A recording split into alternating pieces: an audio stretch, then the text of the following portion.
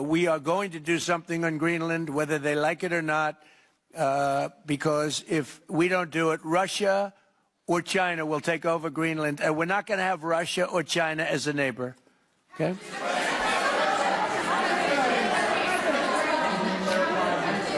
I would like to make a deal, the easy way, but if we don't do it the easy way, we're going to do it the hard way.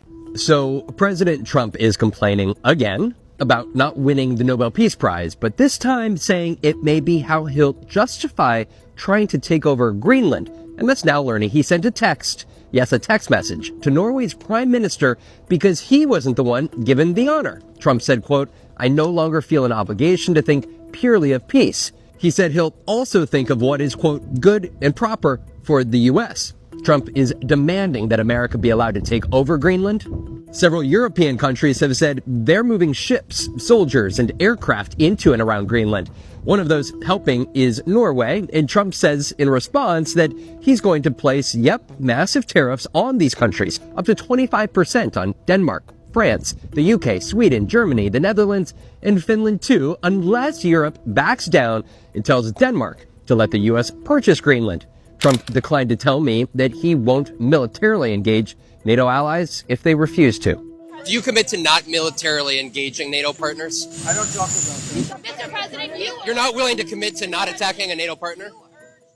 And now Trump seemingly justifying a would-be attempt to acquire Greenland over not winning the Nobel Peace Prize, even though foremost, it's not the Norwegian government that even chooses who the honor goes to. And secondly, this, even though it's 2025 winner, Venezuelan opposition leader Maria Corina Machado quite literally gave him her medal at the White House here just the other day. This all posing major potential repercussions for America's relationships with its long-term close allies and throwing so much of it into serious question.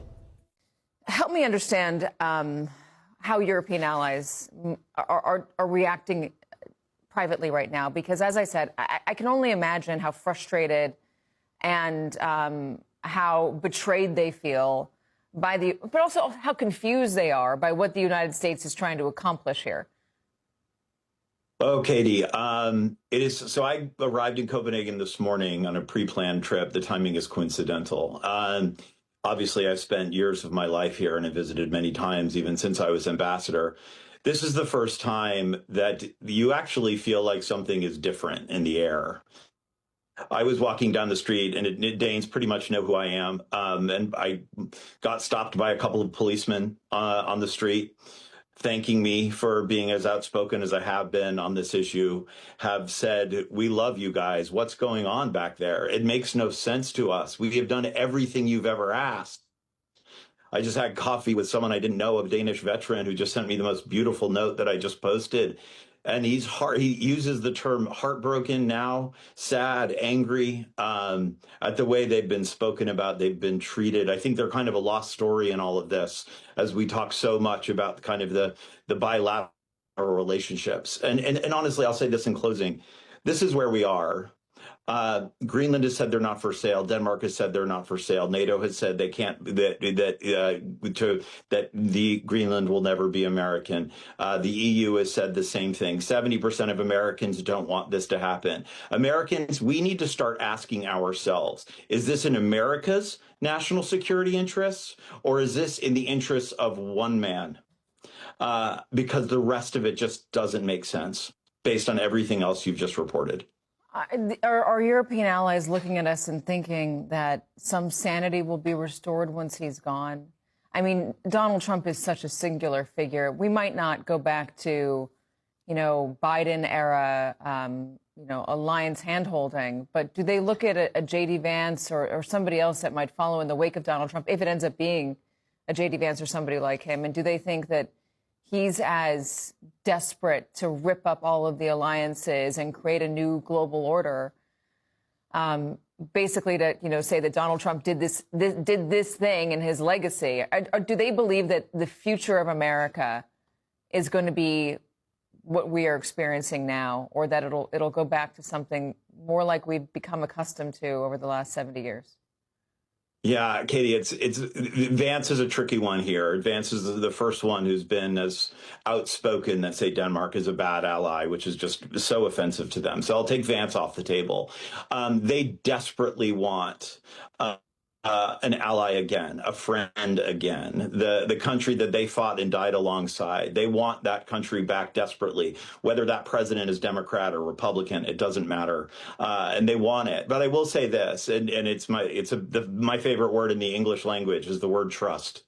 We have worked for 80 years to build the trust that we had built since the end of World War II, especially with our NATO allies. And it is extraordinary the rate at which trust has eroded across the Atlantic. It's extraordinary. And any American who walks the street here will feel it. Trump just revealed the real reason he wants to take over Greenland, and spoiler alert, it has nothing to do with security concerns for the United States. Just like deposing Venezuela's Nicolas Maduro had nothing to do with tiny drug boats in the southern Caribbean Sea bringing massive amounts of drugs into the U.S. And it having everything to do with robbing that country of its natural resources. No European politician has united Europe like Donald Trump. Trump and the Republicans' desire for a forcible takeover of Greenland, that's the polite word apparently for invasion, which is war on Europe, is accomplishing what 70 years of EU diplomacy couldn't. It's forcing the EU to unite, to become a world power. For decades, Europe's cultural perspective was what Schwartz calls harmony, and now it's shifting to mastery, self-determination, acting rather than reacting. It's unifying under the American threat. Francis Macron pushing for strategic autonomy and an EU army. Merz in Germany calling for an EU defense commission. Tusk in Poland proposing a European defense bank, and Meloni in Italy backing a unified EU military and a common immigration policy. This will lead to a two-speed Europe, a core coalition. France, Germany, Poland, Italy, the Nordic nations, as well as some smaller ones such as Belgium and the Netherlands, integrating, not a full federation, but integrating defense, shared debt, coordinated diplomacy. Trump and the Republicans want to break the EU. They'll be strengthening it beyond what anyone thought possible. I understand the argument to saying, you don't do this, I'm going to do this to you. Yep. And then they're going to be like, wait a minute, what do you mean? You're just doing this to us because we're not giving you Greenland? Yes.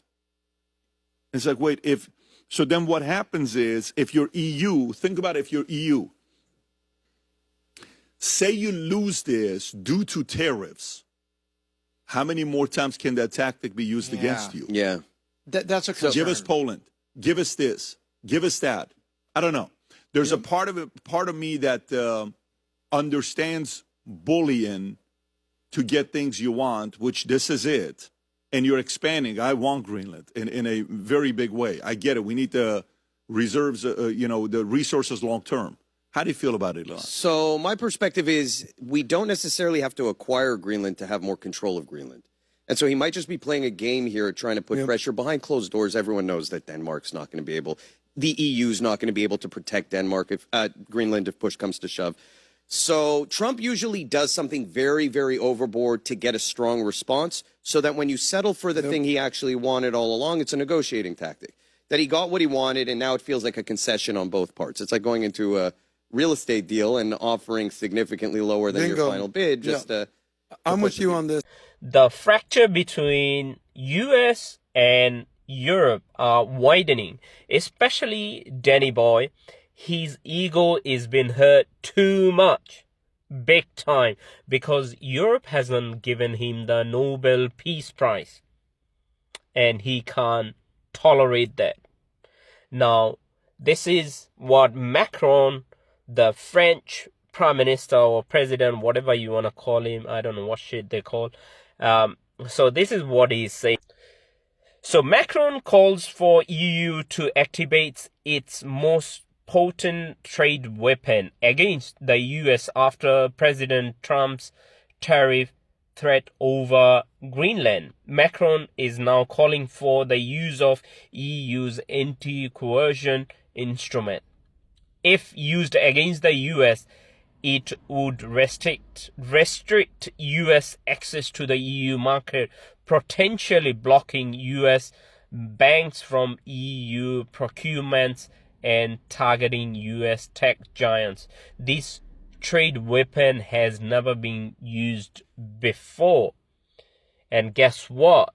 If this happens, I genuinely believe it's good for rest of the world. World can breathe, because global South has been dominated, is being destroyed, is being simply looted by the European countries and America. So they will, when these two demonic civilization they fight, the rest of the country can breathe and they will see some degree of prosperity. So we hope this happens and America get a lesson, because America is one of the biggest bully. It's literally acting like a Nazis at the moment. Yeah, we hope for that. Until next time. So I think Trump doesn't know about Greenlandic people. We don't really value cash and Kardashian lips and fake boobs and stuff like that very highly. Actually, you cannot even own land in Greenland. You can get an allotment for your house and then you own the house on top of the land. But Greenlanders don't believe in the land is for one person, is for everyone. And so is the seas, like the riches that we have there. So it's a big miscalculation that he thinks that Greenlanders would be incited by cash or something like that. We're not. And even if you were to say like $100,000 per person or something like that, we wouldn't give up free healthcare. We wouldn't give up free education. We wouldn't give up being a part of Europe. We wouldn't give up on our sovereignty eventually. And we're a very sovereign people within the Kingdom of Denmark. We're autonomous right now. We do not want to be rich like the Americans are. See how greedy they are. They're even trying to shoot their friends or invade their friends just for greed. And we know that there's minerals and oils possibly in our underground, and that's worth so much more even than that. But even if we didn't have that, we would still not be bought. So everyone here knows about the Inuit in Alaska and all of the native tribes, Indians, American Indians who are there. Their land was taken from them and they haven't been treated that well in America. And we know that Trump is very much surrounding himself, at least with the white power people. And we are not white, as you can see. We are of color. And so we know our rights probably would be taken away. And we also know that we're very good as we are together with Denmark. As mentioned before, we have free healthcare, we have free study. Whatever you want to study, you can do that for free. And actually, government will give you money to study. So while you're studying, you're getting a grant from your government. So all of that we wouldn't trade for, like the welfare state. We wouldn't trade for anything in America. But also, you have to remember, a lot of Greenlanders have family, like their mother or father or grandmother or grandfather who's Danish. We do have a 400 years history together or more in terms of being interconnected in that way. So, and we're also seeing a lot of protest in America right now that is unsettling, with the ICE agents who are sort of going after a lot of people. And from here, it looks like maybe he's going a lot after brown people, and we are considered brown people, as you can see. My dear friends, that's my island, Lamb Island, and that's not AI, that's a real rainbow. Lamb Island is blessed by supernatural powers. 18 years ago, when I bought the island, I knew why I'm buying Lamb Island. I still know it today. America needs Greenland. There's something in Greenland. If I would tell you right now what is in Greenland, you will freak out. It'll blow your mind. Not only America needs Greenland, but the whole world. And only Donald Trump and a few people know what it is. I know. That's why I'm offering my Lamb Island to Donald Trump. Leave your comments. I'm very curious what you'll say. You can attack me too. I don't care. There's something in Greenland to do with Lamb Island. It's a wow. I love you all. American troops invading a sovereign country of which we're allied with, fighting against European forces.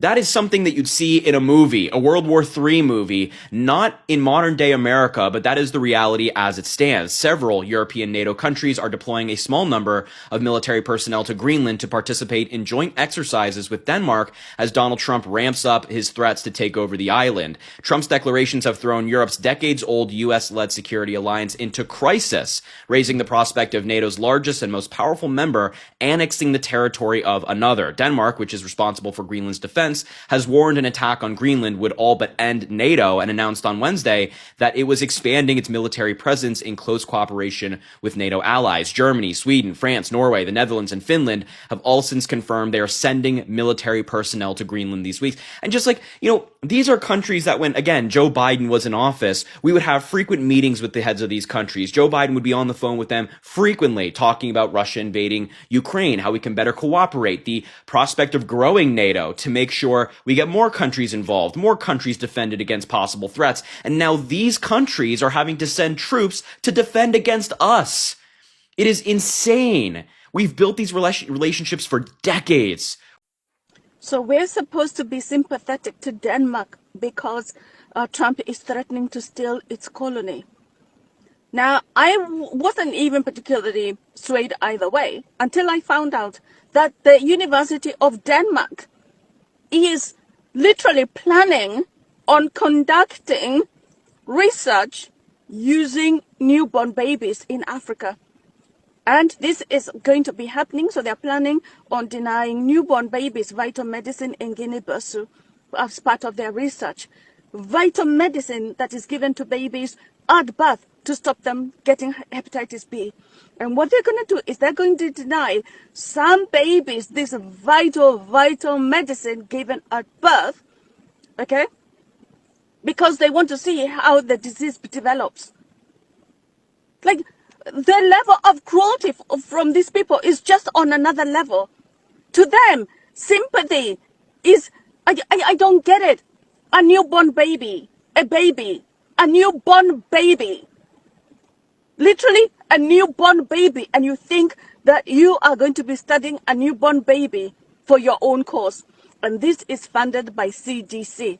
You can't make this shit up. It's been funded by CDC, the Center for Control of Diseases, which is an American, the American Control of Diseases, I suppose. And they're funding Denmark to conduct research on newborn babies in Africa. I want to show you exactly what crazy looks like. This is crazy. I don't care who you are. If you don't see this as crazy, you're not an American.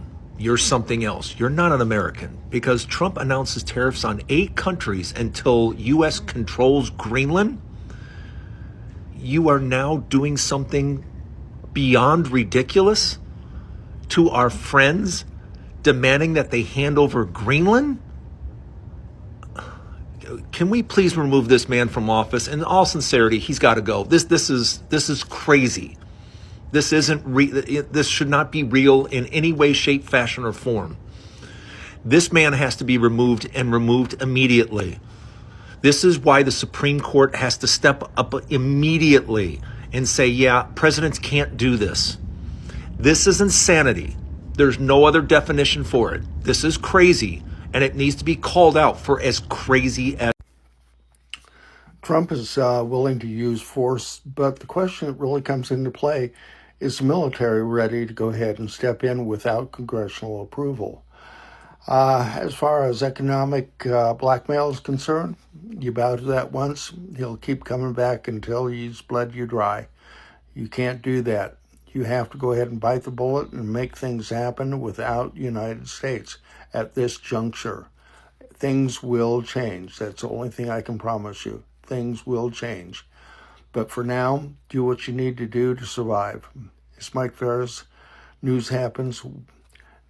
Trump is a bully. The United States of America is now a bully with Donald Trump as president. Listen to this.